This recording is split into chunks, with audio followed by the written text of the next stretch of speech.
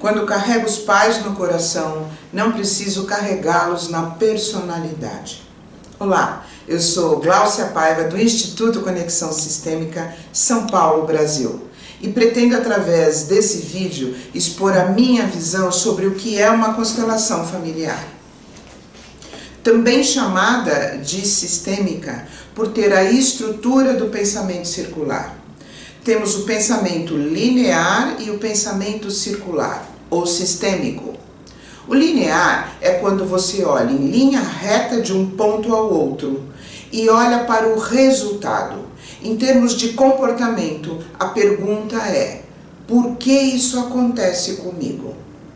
O circular é quando você olha para o resultado e leva em consideração os fatos, os valores, as crenças e as motivações. E em termos de comportamento, a pergunta é: como e onde isso começou?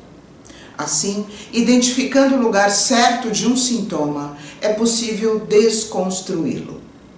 A lógica sistêmica começa a ser impressa no corpo durante a nossa gestação.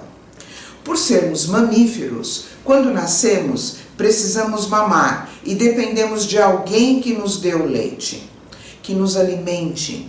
Sem isso, não sobrevivemos. Portanto, para sobreviver, dependemos dos nossos pais ou cuidadores. E assim se inicia a necessidade de pertencimento, que inicialmente é biológica e depois passa a ser psicológica.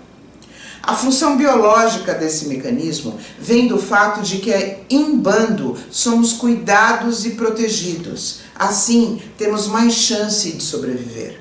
Psicologicamente, seria uma forma de ter lugar e valor no sistema familiar.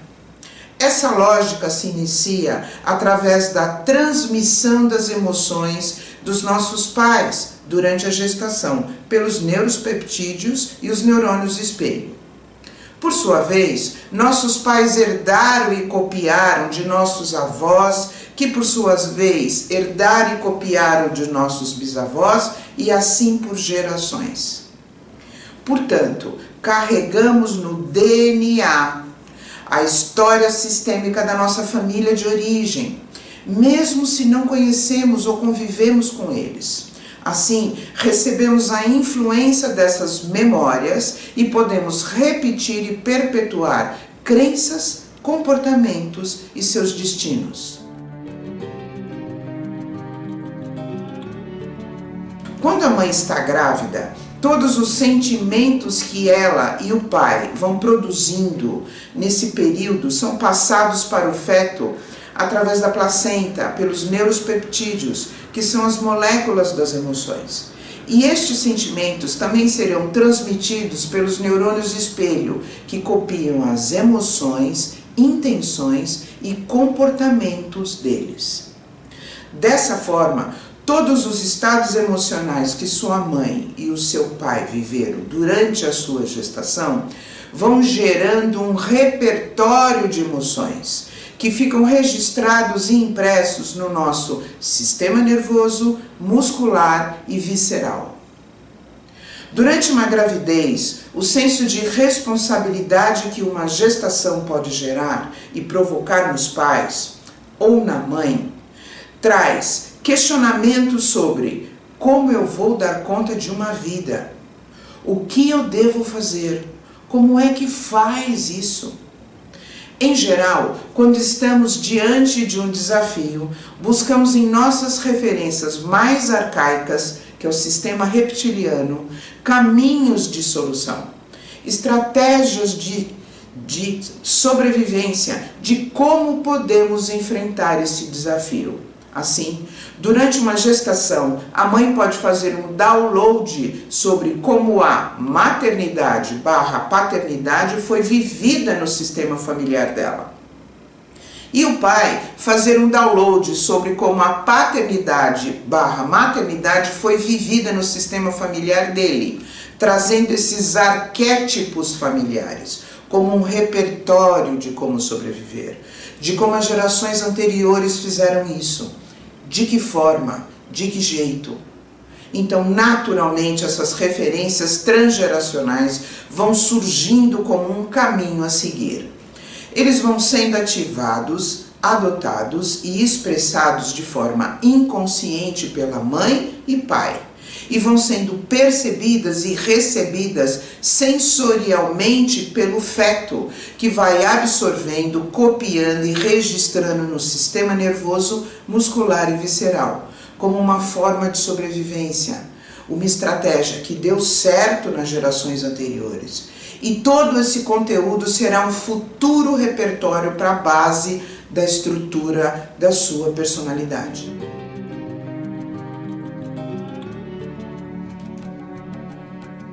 A neurociência vem nos ensinando que quando nascemos, nosso sistema nervoso está 30% maduro. Os outros 70% buscam referências externas para acabar de se desenvolver durante o primeiro e o segundo ano de vida.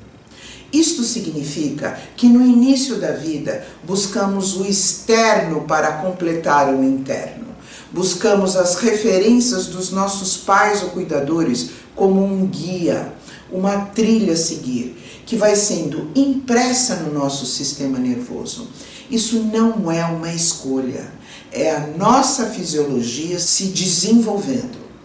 Se eles têm uma tendência mais otimista da vida, uma visão de poder usufruir, ou uma mais pessimista, uma visão de ter que se defender, recebo e registro essas informações. E sendo uma referência durante a minha infância, elas se tornam um jeito de ser e de estar. Assim aprendemos a nos misturar com eles por meio da sensorialidade. Através dessa simbiose que começa a ser construída durante a gestação e no início da nossa vida, na maturação do nosso sistema nervoso, vou aprendendo a pensar, sentir e agir como os meus pais ou cuidadores. E vou me vinculando sensorialmente aos conteúdos transgeracionais que continuam presentes nas memórias deles. Eles, por sua vez, também fizeram isso em relação aos meus avós, e estes com os meus bisavós, e assim por gerações. Portanto, através dessa cadeia, carrego todo esse conteúdo transgeracional, que dou o nome de conteúdo sistêmico. Dessa forma, nos vinculamos a esses conteúdos, trazendo esses destinos para a nossa realidade, para o nosso presente.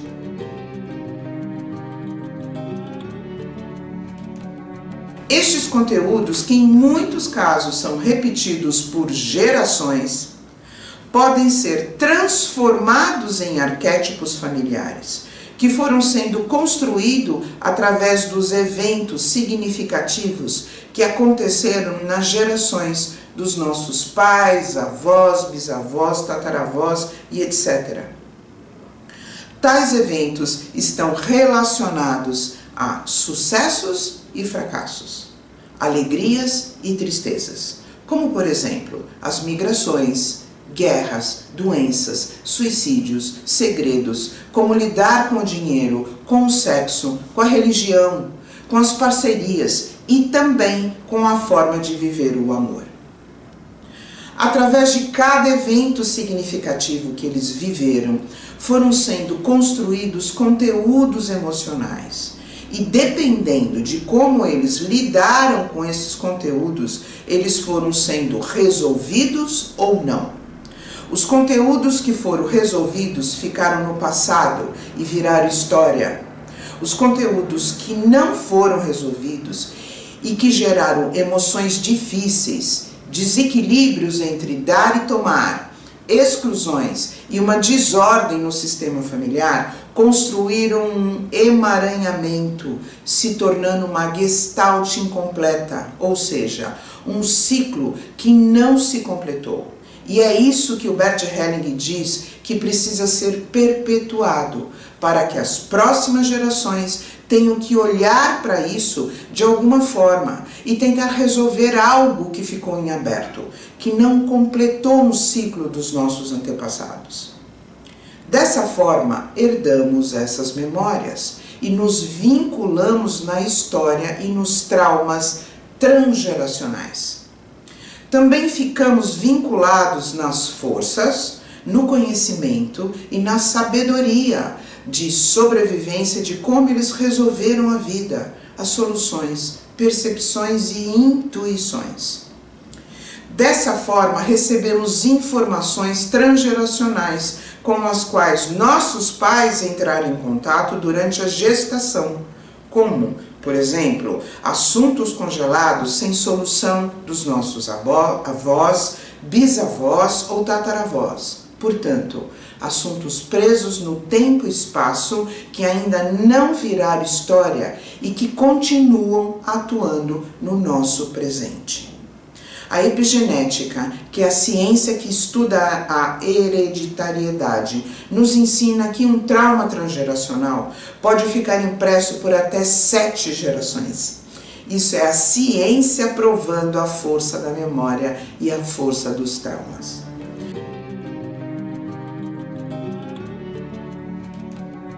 Quando nascemos, já temos uma parte desse registro absorvido durante a gestação, desse arquétipo familiar que fornece uma forma de sentir, pensar e agir, como uma matriz que se transforma em uma forma de ser, de pertencer e fazer parte de um sistema familiar. E assim, ele vai se tornando uma forma de ocupar o meu espaço no mundo. Com o tempo e com a repetição dessa forma de ser, vamos nos identificando com ela e passamos a acreditar que somos desta forma. Mas eu penso que não somos algo, e sim, aprendemos a ser a partir da simbiose biológica e psicológica e nos tornamos de uma determinada forma o que aprendemos a ser. Por isso, podemos mudar e transformar o que não nos deixa fluir na vida.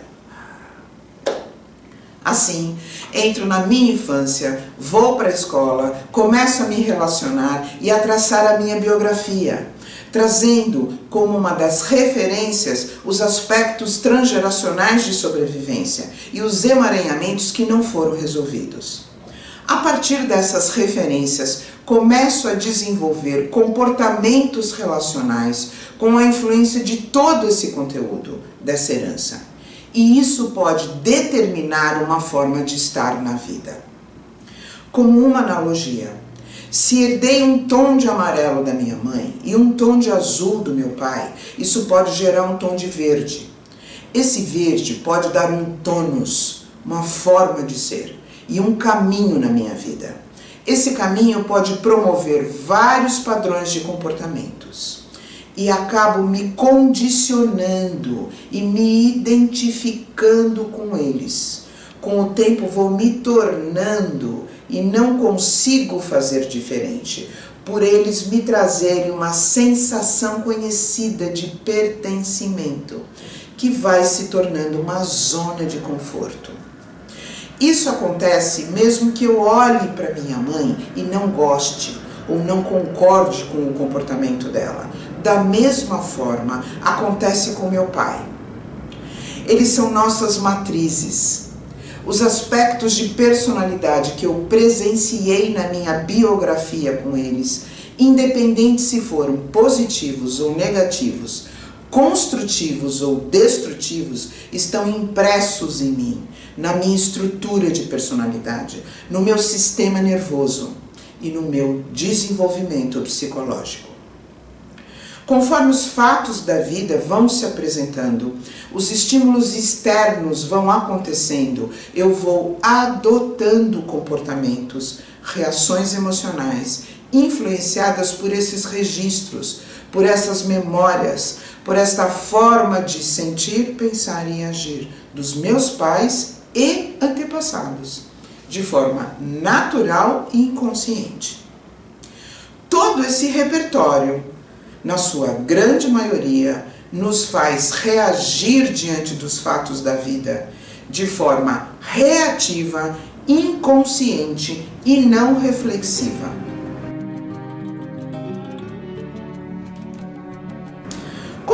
constelação familiar pode transformar essas heranças. Para você mudar um comportamento no presente, é necessário descongelar o sentimento do passado. As memórias traumáticas transgeracionais que estão presentes nos meus pais ou cuidadores são histórias contadas ou impressas no meu DNA. Não são histórias que eu vivi, portanto não estão na minha mente como uma experiência. Quem viveu foram os meus pais ou avós e bisavós. Eu herdei dos pais e copiei o que eles interpretaram dessas memórias e experiências. Isso está em um outro campo, que não na minha mente. Esses sentimentos ficam presentes no meu dia a dia, como se eu tivesse vivido. Mas como não tem lugar na minha biografia, eu procuro e não acho a origem de muitas sensações e sentimentos, emoções, crenças e comportamentos.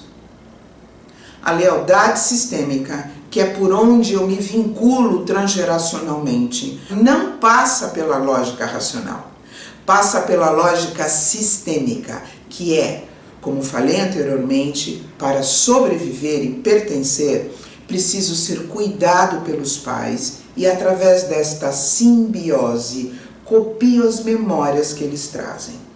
Essa lógica, mesmo que me prejudique, mesmo que eu não ande na vida, que eu desenvolva um sintoma físico ficando doente ou um comportamento disfuncional, que eu vá fracassar sem ter sucesso, que eu me sinta impotente, incapaz, é a minha forma de pertencer, é a minha forma de fazer parte. Assim, quando abrimos o campo de uma constelação, partindo de um sentimento ou comportamento que o cliente traz, as dinâmicas que vão se revelando, vão se apresentando sobre o sistema familiar, vão revelando a origem e a justa razão, que é um recurso sistêmico que eu desenvolvi, pelo qual o cliente carrega um sentimento e, como consequência, um comportamento de algo que ficou mal resolvido do passado transgeracional, que na minha infância foi uma forma de pertencimento, mas agora na vida adulta se tornou disfuncional, não cabe mais, não é mais necessário, mas continuo condicionada e dependendo dele, porque me traz uma sensação de pertencimento. A revelação de uma origem, de um sentimento, gera a possibilidade de inclusão e integração para o cliente dessas dinâmicas através de frases de autorregulação que equilibram o sistema familiar. Quando isso é possível, fenomenologicamente, acontece um descongelar da memória e nesse momento o cliente se diferencia dela, se tornando independente dessa memória, se desenvolvendo no sentido de não mais ter que representá-la. Quando conseguimos incluir e integrar o aspecto que me faz fracassar ou ter um sintoma físico, eu não preciso mais representar algo do passado, me liberando de ter que perpetuar uma história que me faz pertencer, mas não me deixa fluir na vida. Uma constelação familiar tem a função de encontrar o lugar de origem de um sentimento, equilibrar e descongelar um emaranhamento dos antepassados para que essa memória possa ficar no passado e a pessoa não tenha que representá-lo no presente e possa atuar diferente da estrutura familiar na sua vida. O pensamento sistêmico é profundamente libertador e transformação.